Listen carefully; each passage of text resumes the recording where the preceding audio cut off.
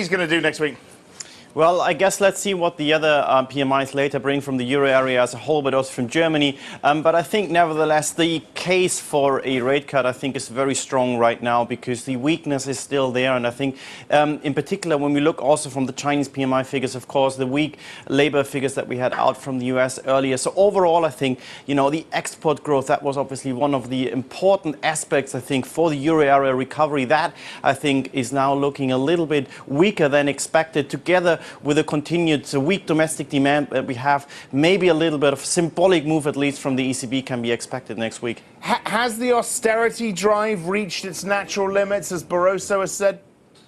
I think yes. I mean, naturally, because we have seen that, of course, just the slump in economic activity that this has caused. I mean, the costs in the short term, we always knew that they would be there. But unfortunately, we see that the deficits, that these countries in the periphery really have a hard time to bring the deficits down, while at the same time unemployment is rising to record highs. All of this is threatening the social cohesion, as Barroso has said. And I think it's really right to say we continue with that policy, but we slow down the pace. I think that's the right approach.